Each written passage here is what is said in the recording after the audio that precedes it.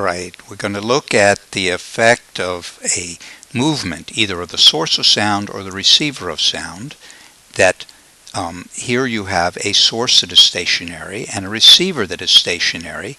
The source is putting out waves at a regular frequency, and each wavefront is concentric with the other previously generated wavefronts.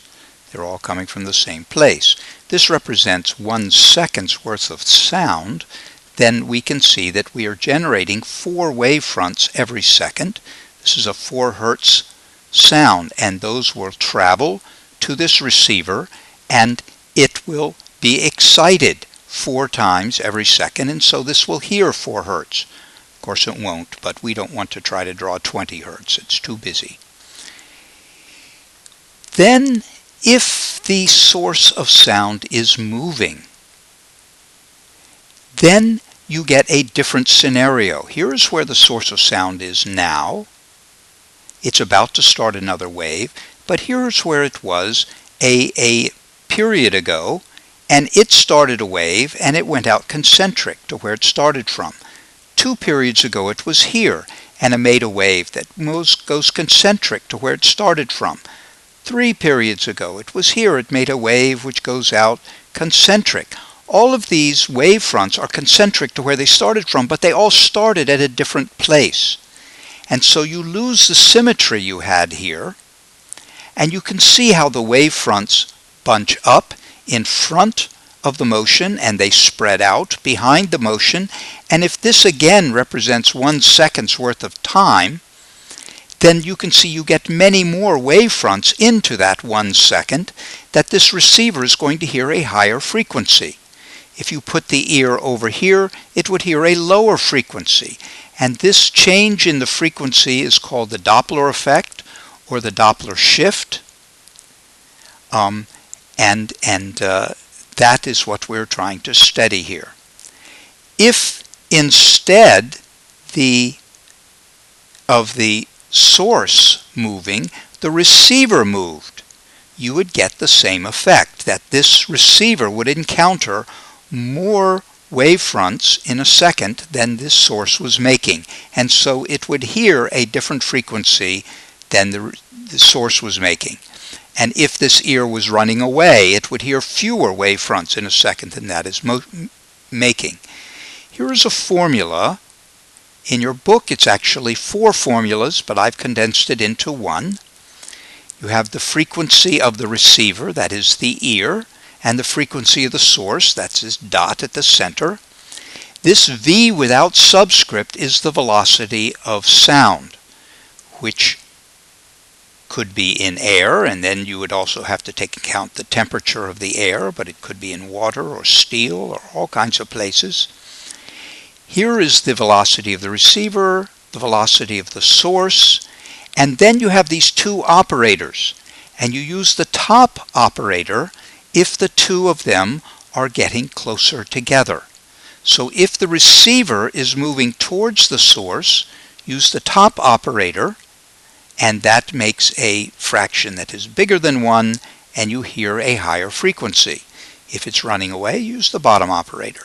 If the source is moving towards you, again, the top operator, that this is coming towards you, you do a subtraction from the velocity of sound in air to the velocity of the source, and that makes the denominator smaller, which makes this frequency larger. That I would really suggest that rather than memorizing, use the top operator if they're approaching and the bottom operator if they're receding, that you decide which operator is reasonable to get the result you know you ought to get. That if this were a car coming towards you, what you would hear is a higher pitch, and then if the car passed you, you would hear a lower pitch, and it would sound like this. E-oo. And that E to oo, E-oo, that it makes as it passes you is the difference between a higher pitch because it was approaching and a lower pitch because it's going away. We'll play with this in class, and you'll be able to hear that Doppler shift or Doppler effect. So here's a problem that I want you to use, that formula that that you don't have to memorize, but you do have to be able to use. That let the speed of sound be 300. And I have these two cars driving along. They are both driving east at 1/25th the speed of sound, which we're going to call 50. I hope that works. Don't worry about it. Let it be 50 kilometers per hour, or 14 meters per second that they are going. Yeah, I've messed up. If the front car sounds its horn, making a 300 hertz sound, what will the rear car hear? You plug the values in here and see what you get.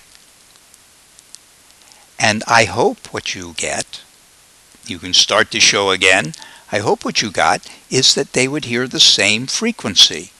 That the car which is chasing is going towards the source of sound, which ought to call it to hear a higher frequency, but the source is going away, which causes a lower frequency, and those two together, that on the top you added a value, and on the bottom you added a value. And so the numerator and denominator were identical, and so the frequency received should be the same as the frequency at the source. And this, I hope you would agree, is a good result. You think about our classroom. We are moving along as the Earth spins, let alone the Earth's movement through space as it orbits the Sun. We're moving along at about 440 meters per second. And you would not expect that, I'm not sure who is leading here, but here's a noisemaker. You do not expect a doppler shift here in the classroom, even though we are moving, because we're all moving at the same speed. Or if the wind were to blow, you would not expect a doppler shift from that, because the wind would blow at the same speed, both at the source and at the receiver. Here's another problem. Please do it. Get an answer. I would point out to you that the problem is a little bit flawed because we act like there's just one Doppler shift, but actually there would be two, that you have a Doppler shift as the radar goes from the source at the policeman to the speeding car, but then the speeding car is a source for it going back to the policeman, who then becomes the receiver. So it's a little bit more complicated, but we do it the simple way. Okay, new topic. In class, I'll be able to take these two sets of lines and drag them across one another. That they represent two different wavelengths which are slightly different from one another, two different frequencies that are slightly different.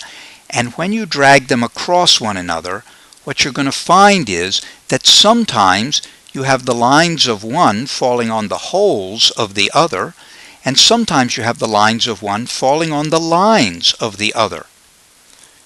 And so sometimes you're getting crest on trough, and sometimes you're getting crest on crest. And so here you would have they would be half a wavelength out of phase, they would cancel. Here you would have constructive interference. They would add to one another, and then cancel, and then add to one another, and cancel. And the result is that it gets soft and then loud, and soft and then loud, and soft and then loud. And this phenomenon is known as beats. You will hear it very clearly when we do it in the classroom. It makes what I call a wah-wah. Goes wah, wah, wah, wah, getting loud and soft as it goes.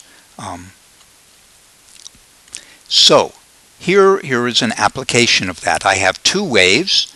One of them is 15 hertz, the other is 30 hertz, and you could count them. There are, if this represents 1 second of time, there are 15 complete waves of the gray, and 10 complete waves of the black. So how many times do they add constructively over that 1 second? Well, they start off in phase, and then you get over to here, they're in phase again, and over here they're in phase again. Keep counting. How many times do they add together constructively? And what is the beat frequency? Well, by the beat frequency, we mean how many beats are there every second. But remember that a beat would be going from loud to soft and back to loud. So that's one beat. There would be two constructives, but only one beat. So be a little bit careful about how you count the beats, and you get an answer here. And I hope you notice that the answer that you got was equal to the difference of 10 and 15.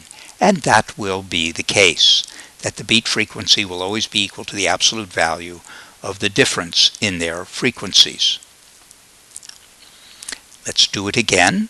Now we've changed from the 15 signal has increased to 16. And what has happened to the beat frequency now? I would claim that if you are tuning a musical instrument, this is in fact what you are listening to. As the beat frequency gets larger and larger, that means the two things that you are comparing are getting more and more out of sync, out of frequency, out of tune with one another.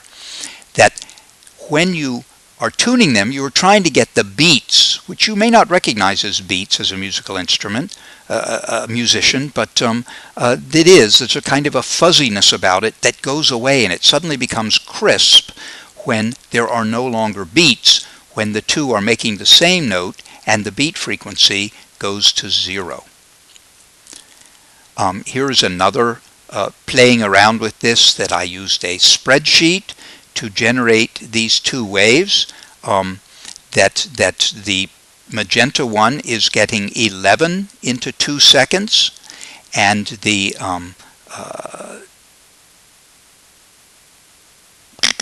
yellow one, orange, it says orange, is getting, well, you count them. How many complete orange waves were there? How many? Yeah, I was wrong. It didn't get 11 in. How many complete magenta waves were there? So you count them. But then here I have added the two together. I have superimposed the amplitudes at every moment in time, and it comes out looking like this. And you can see that here it is loud, here it is soft. When the waves are a half a wavelength out of phase, again, a half a wavelength out of phase. Here where they are in phase with one another, it gets loud. And you have counted them, don't listen to what I said, and found the right answer here, and then that should lead to the same beat frequency as you were seeing here. Look at the difference in the two that you chose there. Okay, new topic. This is a picture we've sort of seen before of a source of sound moving, but this is different than before. Now the source of sound is moving faster than the waves it created.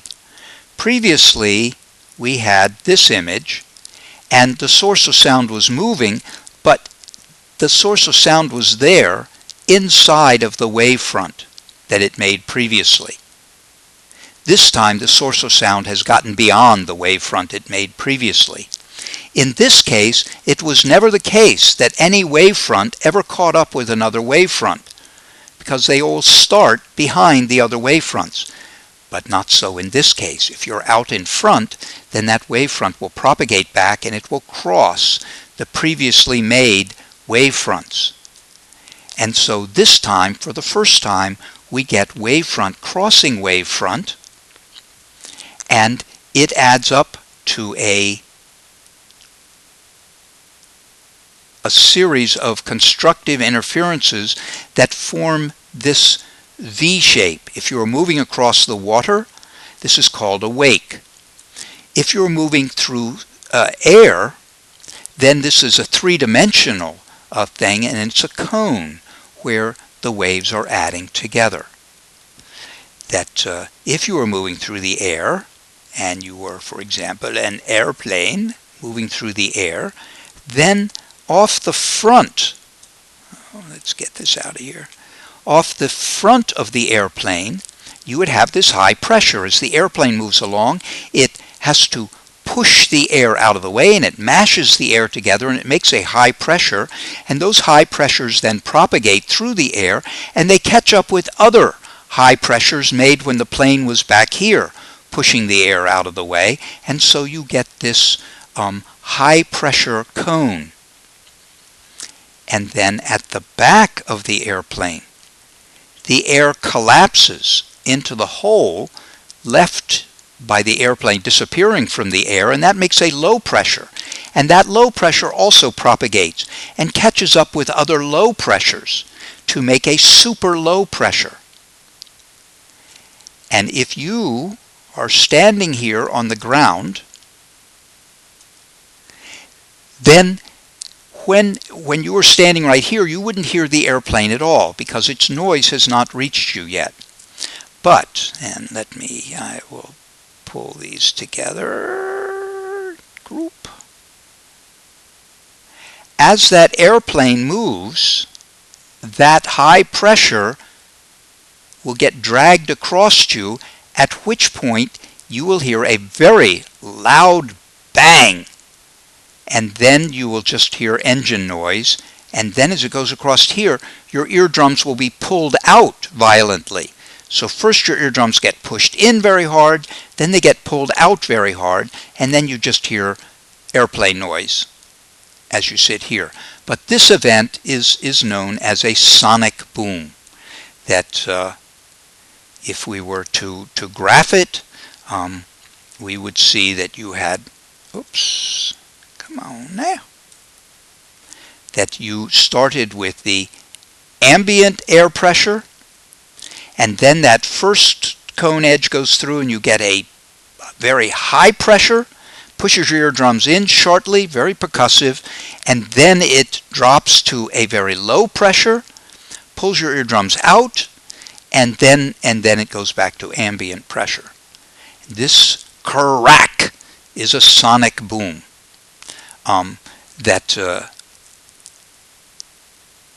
You don't have to have airplanes to make sonic booms, just something moving faster than the speed of sound.